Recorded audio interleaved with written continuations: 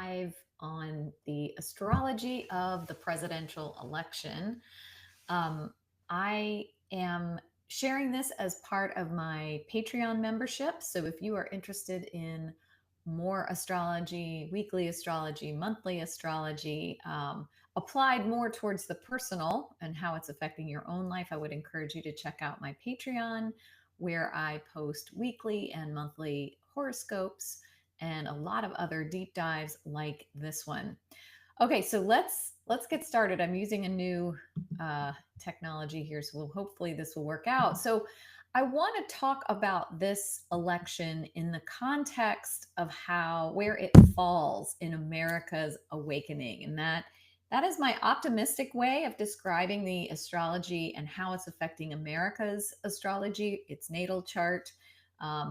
All entities and nations have their own birth dates, and America is no different. So, on the inside of this ring, you can see that America is a Sagittarius rising with the sun in Cancer and the moon in Aquarius. And what is interesting about some of the alignments coming up, and they really don't start to kick in until late March of next year, but there are massive cultural shifts that are happening, and they're happening in the natal chart of the United States in a very pivotal way. So this is the shift of the planets Uranus, Saturn and Neptune, and also Pluto into new areas of the sky or new areas of the zodiac. This is unusual in that we have this many outer planets, which take decades to change signs, moving into new signs all at the same time. So we can expect that I'd say the next 4 years, especially, to be a period of intense pressure to create change. And because of these alignments are going to be making positive relationships to one another. I'm thinking that that change is going to be largely beneficial, not without some sacrifice, but largely beneficial. I'm also thinking this is going to be a collective awakening to the ways that Americans interact with each other and the ways that they interact with the world.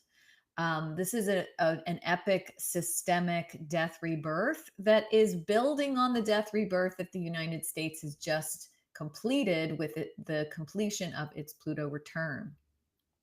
The other thing going on right now that completes in the spring is the Chiron return of the United States. So this is a period of time that you don't need astrology to tell you is a very pivotal and painful moment in America's history. And we haven't experienced this since, particularly with the Pluto return, we haven't experienced this since our country was born. The Chiron return, we have experienced. That takes place every 50 years. The last time we would have had this would have been in the 70s. And if you are old enough and you remember, or you're a history buff, you know that the 70s was a painful period in American history. President Kamala Harris will always have our. I'm Kamala Harris, candidate for president. If you could mute, whoever's on the call, if you could mute your phone, that would be awesome. So let's move on to the next slide here. So these are some key dates to pay attention to. These are the dates that really represent those epic shifts just beginning to click into place.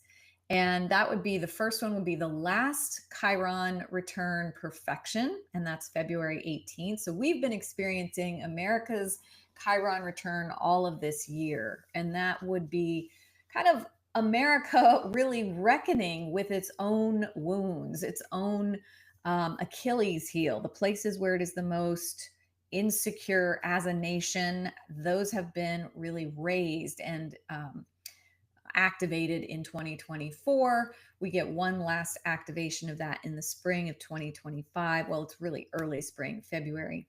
The other huge thing that's happening is that Neptune is going to change signs, and it's going to move on to a pivotal angle in the United States chart.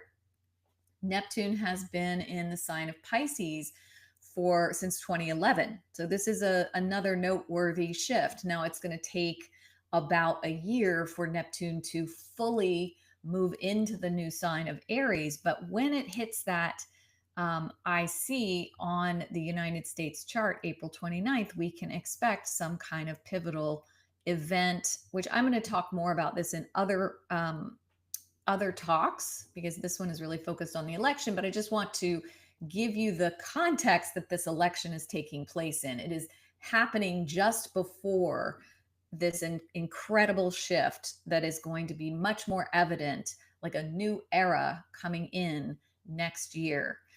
So the Neptune will move on the IC April 29th. Saturn will join it June 10th.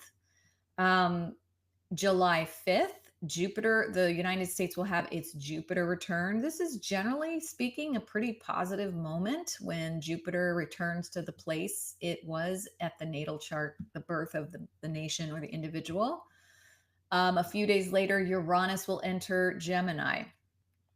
And then please just forget this October 7th thing. That is going to be, this summer is going to be very pivotal in a lot of ways. There could be a feeling of renewal on the one hand and a feeling of epic change and awakening on the other, particularly around how this polarization has affected our nation as long as it has. So these are just keeping in mind that this election is coming right before all of this epic change that's coming into the United States. Okay, so just to speak to these two candidates and who they are, it's very interesting that we are having an election with two fire moons. Not only are they fire moons, they are born on full moons. So these are fighters. Both of them are, have a lot of firepower and a lot of energy to make change happen. So having both of these candidates have fire moons is a really interesting thing. Kamala is an Aries full moon, and Donald Trump was actually born on a lunar eclipse, which is also a full moon in the sign of Sagittarius. Aries full moon tends to be that very clear fighter archetype. It makes a lot of sense that she was a prosecutor for a long time. The fact that her fighter archetype is in the house of groups and other people is also very interesting, because one of her slogans is for the people, the fighter for the people. Donald Trump's Sagittarius full moon, that's attached to the South Node. So actually his need to kind of know everything and be sort of a know-it-all, his need to champion an ideology is a very strong signature for that full moon lunar eclipse attached to the South Node. And actually his ability to rouse a movement is also indicative of having this South Node conjunction, his ability to use his ideology toward some kind of faded or very critical, cultural, important aim, ultimate goal. So I think that's also interesting. We could also speak to his 11th house of being a change agent, of being a leader in the culture. I mean, there's a lot more I can say about Donald Trump's chart, which I have said. I'll touch on some of it. But yeah, so they are also both strong Gemini signatures. So Kamala is a Gemini rising, and her ascendant is very closely associated with the North Node. So there's something about her ability to language and articulate an argument, to be that archetypal communicator that is a crucial part of her soul path, that is a key part of her ability to move people toward an idea. And Donald Trump is a very classic Gemini in a lot of ways, and he too has a North Node connection to that Gemini. You can also see that these are very closely same degrees. So there's strong karma involved in both of these candidates and the moment that we are in, but also just their soul path, their karmic purpose is very aligned to this idea of bringing new ideas into the world. And really harnessing the whole culture or large groups of people to those ideas. Now, they both have Mars in Leo. So, again, that idea of fighting this battle with an incredible amount of fire, really, we know that, um, you know, both of them have in their slogans the idea of fighting, not going back. Um, Donald Trump having had the assassination attempt, the very archetypal picture of him with blood on his face and his raised fist, that really speaks to Mars and Leo on the ascendant, being someone who is, even his fight is performative in some way, that he is known as for playing the role of the fighter, and not backing down, and never ever admitting defeat. That's a very strong signature for Mars in Leo. Now, Kamala's is in the house of arguments. It's in the house of ideas and her ability to argue in a performative way. That's very much a prosecutor archetype, a prosecutor role, to be able to language that battle, language that fight.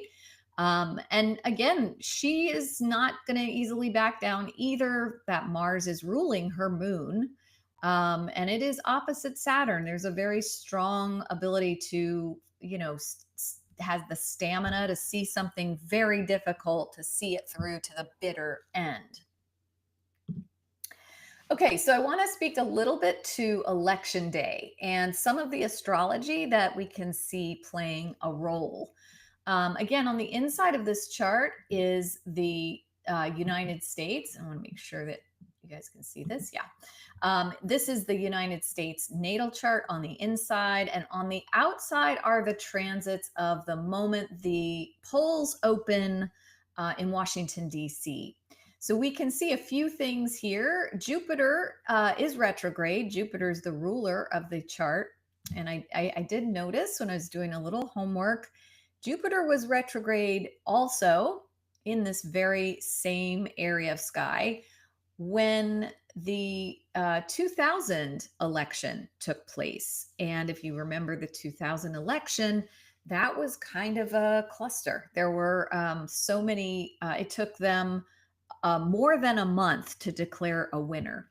Now, Jupiter's retrograde here, and I'm using that to describe the mood of the people.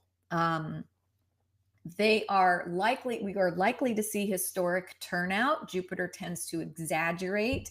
It also is closely aligned to Mars. It's motivating, the motivating force to have your say, is definitely getting people out and getting them to those, to submit their ballots. So we're already seeing some of this in the early voting, that there has been extremely high turnout in North Carolina and Georgia. We can expect this to be the same on election day.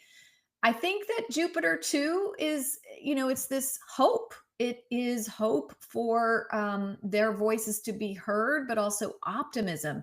Jupiter is going to be opposed Venus. The fact that these are happening in the first and seventh angle, and the angular houses, is significant. And it suggests that the American people are feeling hopeful that their voices will be heard, motivated to share their votes, and optimistic that their vote will make a difference. I think that it's interesting too that Mars is going to be up here in this area of foreign nations, and the way that our relationships, international relations, play a role. This is, I think, where we're looking at the foreign wars being a strong motivator as well for getting the vote out. And just this feeling of living in an unsafe world is also likely to be playing a role. I mean, we say that pretty clearly. It's worth noting that Mercury and Mars are going to be retrograde right around the time that these votes are being certified. So so just that's going to be something. The election day chart for Donald Trump is something I've talked a little bit about in my Substack, but we can say he has Mars transiting in Leo in the first house. He is fired up and ready to go. It will be opposing Pluto. It has been opposing Pluto for weeks by this point. It's perfecting on election day. You can't see that in this chart, but this um, Mars is going to be at 29. It moves into Leo on the evening, I believe, of election day. So this is intense pressure that he is likely to be feeling. I mean, who wouldn't be if you were running for president in such a close election? He is also likely to be, some of this part of his chart that I have identified through my own research is a very strong self-destructive part of him being activated. We're already seeing that now because Mars is hovering very close to this point now as I record this on October 21st. That is going to continue to be a problem for him throughout the next few months. This signature of Mars here, and it's going to retrograde back into this conjunction with Venus and Saturn, is going to grind away at his feeling of insecurity and acceptance. So I personally think that from my research, it suggests that in the past, when this alignment has been in play, these have been moments of great loss and particularly financial loss, but even the loss of his oldest brother, who was an enormous father figure for him early on. Um, and even moments of real problems with the law. This was in play when he and his father were sued by the Department of Justice for racial discrimination. There are many other moments in history where Trump was losing money, filing bankruptcy, experiencing divorce, experiencing personal losses, the death of loved ones. When this particular area of his chart was being activated, it will be activated on election day as well and in the months after. So we can expect him to be, very fired up, feeling very volatile himself because he's also experiencing a lot of stress. But also, he has Jupiter hovering around the ruler of his entire chart. There's a lot of outsized ambition and a lot of feeling lucky. And we'll have to see if that is ultimately realistic. So this is the alignment I've been trying to language here. This is Mars is hovering around this place in the sky off and on for a long time. You can see it peaked the first time October 19th. We're going to get another activation of this December 10th when they're certifying the elections, right around Inauguration Day, and then April 1st. So this is a Mars on Saturn. This is a painful alignment for anyone. It can, for him, suggest a tremendous amount of frustration and unconscious motives being activated, unconscious self-destructive motives, lots and lots of tension. At the same time, he's going to have Uranus hovering around his midheaven. This is that his reputation is on very shaky ground. So he's tense. His health may be suffering off and on periodically.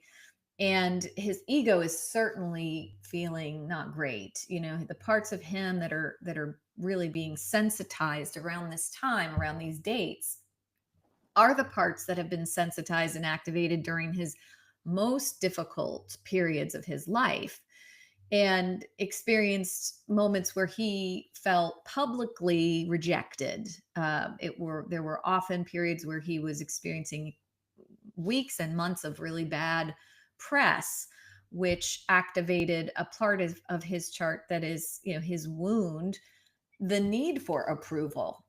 So, this could be a period that he is feeling rejected, or he is feeling that the system is against him, which isn't a huge leap, right? This is something he has always argued, but it's going to get ratcheted up during these dates of him feeling that he is unfairly being persecuted. Okay, moving on to Kamala. So for her, the alignments are different in that they look a lot more favorable.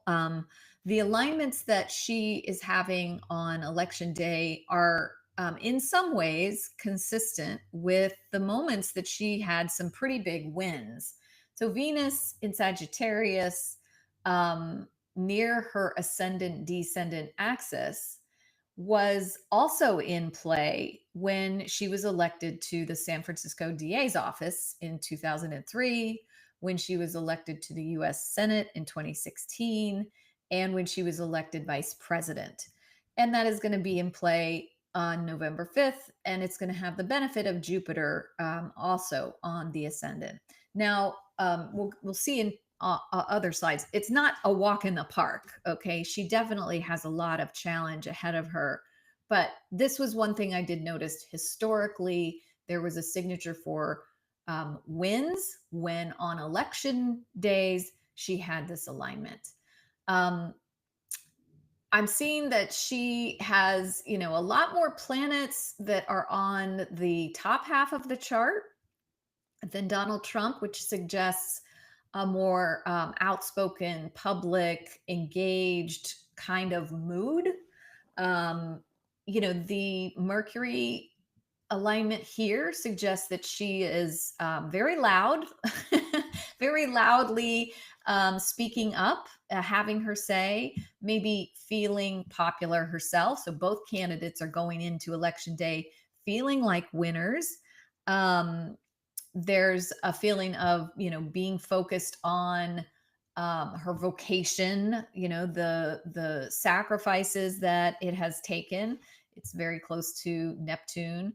Saturn being up at the top of the chart, this is a peak moment for her professionally. You only get these once every 29 to 30 years. So if there were a signature to point to, at the top of my list would be Saturn in the 10th house, of reaching a milestone professionally, but also having Jupiter on the ascendant.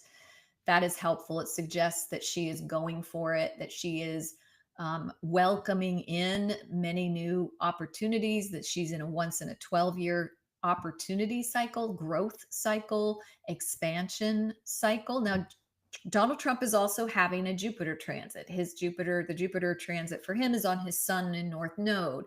So we could argue that he too is feeling expansive and feeling lucky and feeling like opportunities are coming his way. Whether or not those opportunities are actually being back in the White House remains to be seen. Personally, I don't think that Donald Trump is going to win. I think he is going to lose this election, but not go away, likely get opportunities to do other things. But my feeling from what my research is that I feel Kamala is going to win.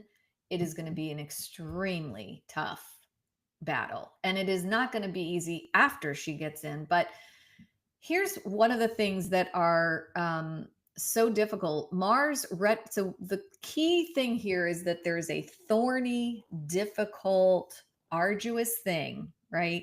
That is going to grind away at both Donald Trump and Kamala Harris's charts. And that is the Mars retrograde.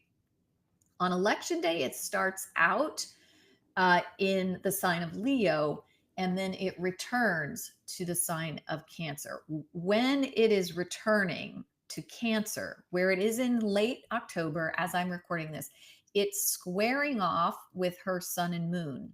This is going to the mat for something she really believes in, some kind of value system, some kind of way that she personally is invested in making change happen for large groups of people, in realizing a goal. This Mars is also a wide orb squaring Chiron. This is probably a painful process. So it perfects it reaches that 27 degrees right around October 28th. So you can expect that her battle she is in the thick of it at those days right before the election. We might even see some event coming up around that time.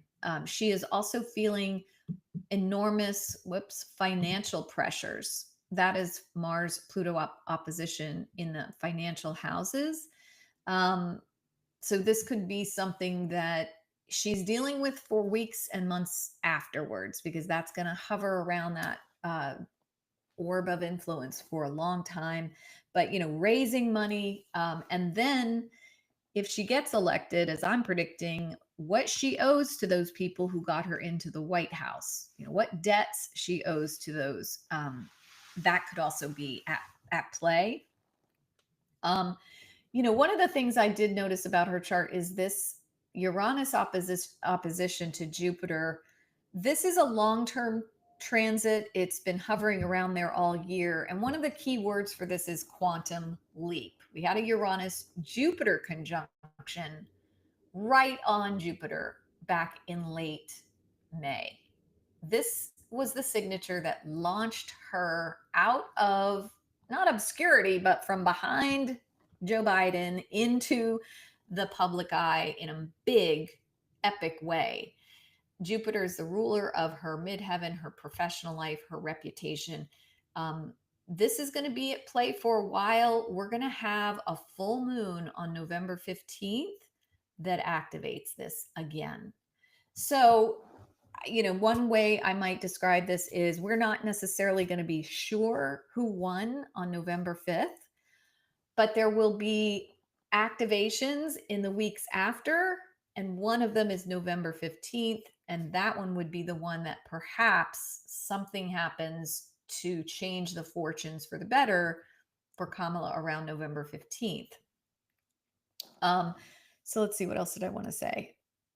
Yeah, so this Mars Saturn squares her competitive pressure to win, fiercely ambitious, and frustration. It is working overtime, working so hard, having to go and go and go, and not necessarily seeing the progress that she maybe feels like she's should have received at this point. Okay. Just want to make sure this is so Inauguration Day, here we go. Inauguration Day, this is again on the inside, this is the United States chart. And on the outside, these are the transits taking place about noon in Washington, D.C. on January 20th, 2025. And you can see right off the bat, Mars is retrograde right on Mercury, which the United States is actually has a Mercury retrograde in its chart natally. This is interesting. This brings us back to late October and the things that are going on now. Quite frankly, it brings us back to unresolved issues. Now, the 8th house in the United States and in mundane astrology could be our shared resources. Okay, could be our economy. It could be money that we've given to people overseas. And the fact that we have a Mars retrograde on Inauguration Day during this moment, right on Mercury, which is the planet that represents trade, and it represents, our money exchange, the markets. I don't know. This doesn't bode well. It doesn't feel great. But I don't know if this is going to mean that there are financial problems and some kind of national debt or, trade issues. But perhaps. What I am looking at very strongly is this. And just a day later, we are going to have what's called a Pluto cazimi. And this is a big moment for a shift in power. Pluto is in Aquarius full on at this point. It will be in Aquarius until 2044. Okay. So the idea of we're not going back feels relevant. It feels like we're in a new stage. We are not necessarily with someone who has been president before. This feels brand new, and it feels like an epic change and a paradigm shift for the United States. What would be a paradigm shift? Well, if we had a woman president, that would certainly qualify. A woman of color, that would doubly qualify. And so it could be that this is how I'm seeing it, that this suggests the person who is being inaugurated on that day represents, because the sun represents leadership, the authority, that it is a new day. Okay. That from this moment on, January 21st, we're in new territory we haven't been in before. This is the first inauguration that we will have with a Pluto Cazimi moment in Aquarius, with Pluto in Aquarius. So this is a very big new moment. And I have grassroots driven because this is the third house. You know, the third house is your neighborhood, the work that has been done, the door knocking, the the neighbor to neighbor conversations, the getting out the vote the hard way. That is this third house. Now I do think, obviously, the country's still polarized. I mean, if she's only wins by a hair, and let's say that this vote count is still, there are people out there who still don't believe it, right? Which is, we're prepared for that. That's what we're all expecting. So there's still quite a bit of polarization in the country, and that would speak to having Jupiter, the ruler of the United States chart, retrograde in the seventh house, that we are still divided. But what I do like about this chart is that Jupiter, the moon, which the moon in mundane astrology, which is what I'm practicing right now, mundane astrology is the astrology of nations, that the moon is trine Jupiter. It has just moved past a trine to Jupiter. That to me is a good sign that there won't be the kind of violence that we might expect at a moment like this with a Mars retrograde. Mars is opposing Mercury and creating a T-square to this moon. So there's tension. There's definitely tension within the populace, and there's likely to be a lot of folks claiming it is unfair. But the moon to trine to Jupiter feels like it still goes off without any violence. Okay. All right. So wanted to note a couple of things here, and this is not deep diving. It's just a little bit of a surface, but it seems noteworthy. It seems worth mentioning that the last time we had Mars retrograde in Cancer, as I mentioned, we will have on Inauguration Day. Okay. It will not be retrograde on Election Day, but it will be close to the same place that it will be retrograde on Inauguration Day. So what I want to say is that we had a Mars retrograde in the same area of the zodiac when we had a change in power.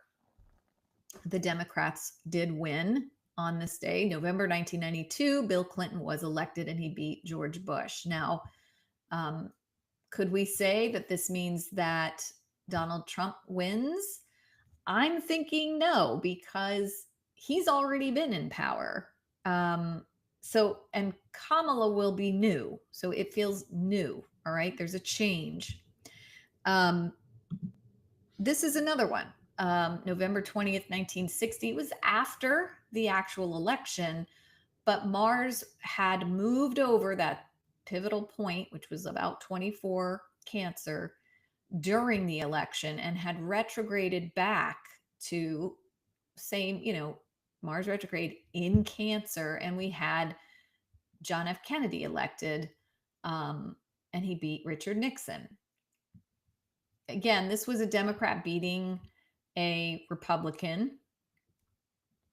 So, take that as you will. If we go all the way back to Mars retrograde in Cancer, and it's not retrograde on the day of the election here, but it retrogrades after this point. We do have Pluto retrograde though, and conjunct Jupiter on that point, and then Mars later moves over it. But you can see Mars is at 6 degrees Leo, November 4th, 1930. On our election day coming up, it will be at 0 Leo, and it will reach 6 degrees and retrograde. So again, this election, the reason I go into all that, this coming election has something in common that's very rare with the one in 1930. And that was the first time since 1918 that the Democrats controlled either chamber of Congress. So this was a different kind of milestone, but it was in favor of the Democrats again. And then this election is very interesting. It was actually when the Republican candidate won, but the circumstances were very similar to the circumstances we're in now. The November 11th, 1928, Mars was retrograde in Cancer, and the incumbent president did not run. His party replacement did, and that was Republican Herbert Hoover. The loser was Al Smith, who the press said did not win because he had been associated with quote unquote legacy corruption. Now that certainly falls in line with a lot of what we're experiencing in this election. So again, this was interesting. I'm not saying this means Trump loses necessarily, but it is worth noting. Okay, so let's look at each candidate's chart on Inauguration Day. Like I said, Mars is retrograde. It is squaring off within an orb of influence, her moon and sun. So there's a lot of tension that is still surfacing. We still are within the realm of this Mars opposition to Pluto. It's a wider orb now. This is going to continue to haunt us, though, because Mars is going to move back into line with that the further we get into the spring. But in this moment, we can say that some of the issues and the values and the confidence and the fighting spirit that was at work during the period that we're in right now, late October, is once again revived on January 20th for her. Now, so it's tense. She's motivated, charged up, fired up. And we know that Uranus had just recently, and I should know this date, but Uranus had moved over Jupiter. And you know what? Let me just see if I can find that date. That would have meant that some kind of quantum leap had taken place not that long ago. And I'll give you the date for that. December 18th. So December 18th, something takes place for Kamala that signifies a quantum leap that is something in common with the fact that she got launched from vice president to presidential candidate so quickly. So something around that December 18th has already happened. And I think maybe even more important, it sort of depends on let me see which slide I have here. Yeah, we'll talk about that one next slide. But Venus, okay. So in her chart, Venus is very important. It represents her sun. It's the ruler of her sun. So when I do a personal reading, if she were my client and she would ask me, how are things going for me professionally on January 20th? I'd say, well, let's look at Venus because that's the ruler of your sun, the expression of your leadership abilities, your sole purpose, the reason that you kind of came here. And we're looking and Venus is exalted, number one, which is very, very good. It's the best case scenario. Venus is also in the 10th house, which is the highest place in her chart. It has already crossed the midheaven. So something very favorable and fortunate has just happened to her. You know, maybe this thing takes forever for them to decide, and it's when Venus moves over her midheaven. Something extremely difficult and high stakes has also just occurred. Venus moved over Saturn. And now Venus is moving into Neptune, and it will then move over the North Node. Neptune and Venus are like a wish come true So that's quite favorable. So it just feels to me like she is in a moment, a very peak moment. And then the other big moment is this one, the sun, Pluto in this top of the chart. That is definitely a power move, having those planets together high in the chart in the place that represents, world leader, or, you know, suddenly being held up as the new world leader of the United States, having the foreign leaders recognize her power, or just a focus on foreign leaders, foreign adversaries, suddenly becomes a huge focus for her as well. And the ninth house does also suggest that paradigm shift, that maybe her leadership represents a paradigm shift, or maybe she herself is experiencing this as an epic paradigm shift and her whole reality is redefined. Um, so that, yeah, I have eyes of the world are upon her. Okay. And I just talked about this public acceptance after a Herculean task. That would be the Saturn thing, achievement of a goal, of a very 30-year goal, because it takes Saturn so long to get around the zodiac. And then a new era of professional growth. This is another indicator that I look at for changes in professional status. So sometimes when we see, let's say, the South Node, if the South Node were moving over the midheaven, I'd be like, I don't know, that doesn't look great. This is what is coming to her, right? The fact that this is moving into and for the next 18 months is going to be here suggests a larger profile, a leveling up, and a lot of drama and change around her public role. Okay. So whether she wins or not, I'm saying she does win, but if I'm wrong, it's still she still has growth coming to her professionally. She's still going to play a very large and important role professionally, publicly. Her ambition is only going to be increased during this next 18 months of having the North Node move through that 10th house. And that's just beginning on Inauguration Day. Okay, so Donald Trump, on the other hand, it's a different story. His very sensitive point, the Venus Saturn conjunction in the 12th, is being aggravated, activated, overheated, poked at, prodded at by a retrograde Mars.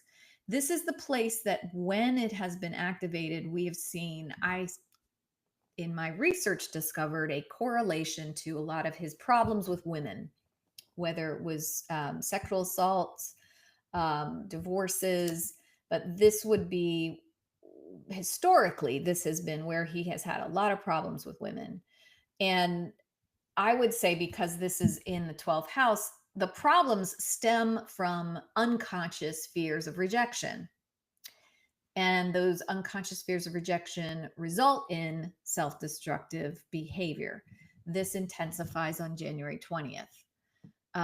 Now, the other thing, and let me see what the slide I have next. Yeah, let's keep going because I go through all of it. So, Uranus on the midheaven, it is reversing, okay, it's retrograde.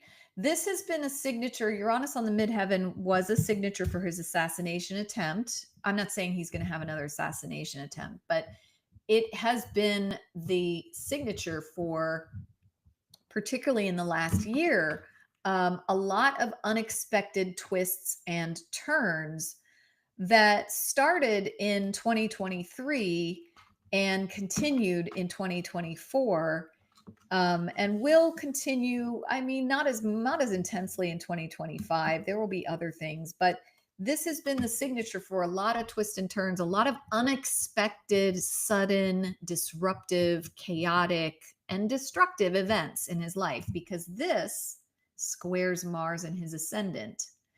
So it's just been hard for him to really have a steady a feeling of his reputation is solid. And that continues on Inauguration Day. His reputation continues to be on very shaky ground. This is reversed. It is going to go direct.